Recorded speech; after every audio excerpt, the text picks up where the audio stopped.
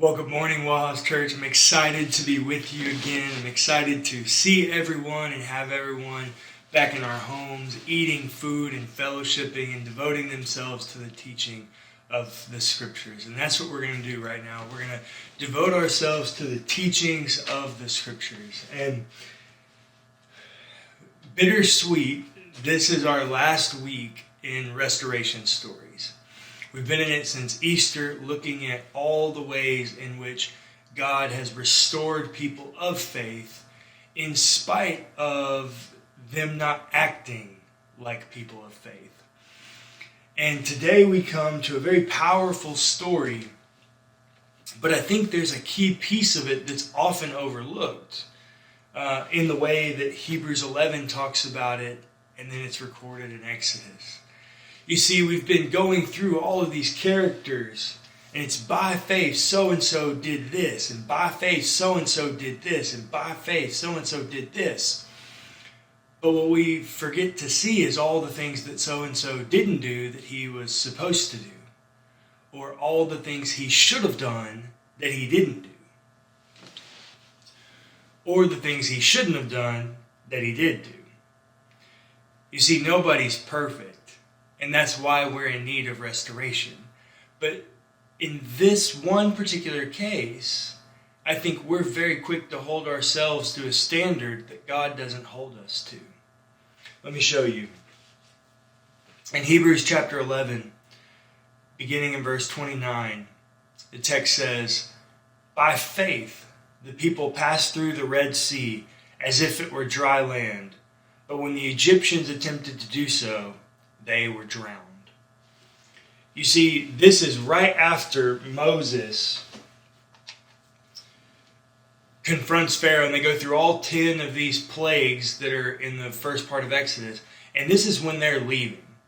When they're leaving, the Pharaoh of Egypt begins to have second thoughts about letting all these slaves go. And he gets his army, and they start pursuing the Israelites. Well, they get to a body of water called the Red Sea, and they can't cross it, but the Egyptians are coming at them. They can see them on the horizon, and Hebrews 11 says by faith they crossed. But that's not actually what the text says. Actually, these people find themselves in a place of crisis, a place of potential trauma. They have nowhere to go, and there's an army much larger than them headed to them to destroy them and or take them back to slavery. And so they're scared. They're in crisis. They don't have faith. In fact, the text says that they begin to ask questions of Moses. Why did you bring us here? You should have just left us alone so that we could serve the Egyptians. We were better off there. God said he's going to deliver us, but here we're just looking at death. They begin to have all these questions and all these doubts. But yet, when the author of Hebrews records this story, he says, by faith, they, the Israelites, a plurality of them. Because doubt and faith are not mutually exclusive. We're broken people. We live in a fallen and broken world. And so we experience brokenness in very real ways. And part of that is doubt. Our world is surrounded by things that are inherently not good. And so when it comes to a good God, sometimes it's hard to believe. Especially when you're in a moment of crisis. A moment of crisis may be that you've lost your job, or that your marriage is failing, or you're estranged from your kids, or you have relationship troubles, or any number of things could lead us to a point where we say, hey, I'm doubting in this whole good God thing.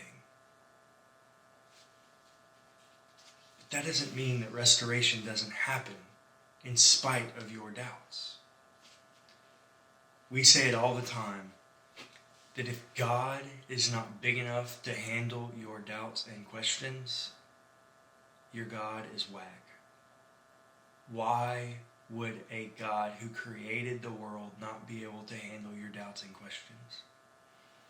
I already read to you Hebrews 11, so you know the end of the story. But to fill in the details, Moses gets to this place, and it's Moses who has faith. It's not the Israelites. They're doubting. They have zero faith in this moment. Their faith comes because of God's restoration, because of what God does here in this moment comes their faith. But Moses raises his hand. He raises his hand over the sea, and the sea waters begin to part. The text says there was a big wind, and it pushes the waters aside. But it's absolutely a miraculous moment. Because in Exodus chapter 16, we're told in chapter 14, verse 21. Then Moses stretched out his hand over the sea. The Lord drove the sea back by a strong east wind all night and turned the sea into dry land. Here's the last thing I want you to know. How much more difficult do you think it would have been if God parted the waters, but they still had to walk on mud? Walking on mud's not easy. You're slipping around, especially if you're pulling wagons and you got animals and little kids. It's not easy to get through mud. God gives them dry land to walk on. I promise you, if you go to the beach and as the tide comes in and the water comes up, when that water goes away, you can still see remnants of the water. That's natural. What this is supernatural. That when God parts the water, the land under the water is dry. They walk on dry land. This is supernatural. And here's what I want you to know. Restoration is a supernatural moment. It's not something we get to take credit for. It's not anything that we've done. Restoration and redemption are gifts from God because He loves us. But they're not things that we get to take credit for. Because when God desires restoration, He provides for it completely. This dry land is a sign of complete restoration. That in this moment of crisis, they saw no way out. And God said, not only am I going to give you the path, I'm going to give you a firm foundation. I'm going to get rid of this mud. And I'm going to supernaturally provide you the exact route of restoration. And He did. And restoration comes through them crossing and the Egyptians dying in the sea. And the text says that it was in this moment that they believed in the Lord. Faith and doubt are not mutually exclusive. And God's going to show up in spite of your doubts. Faith matters. Faith absolutely matters. You got to have faith. Remember our Because of Faith series. Faith is a key component. But just because you doubt doesn't mean you don't have faith.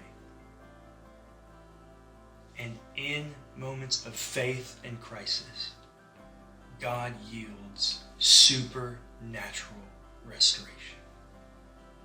So I want to ask you, where do you need supernatural restoration? Where do you need the complete restoration of God to show up in your life? And how can we pray for you that God might reveal to you His route of restoration?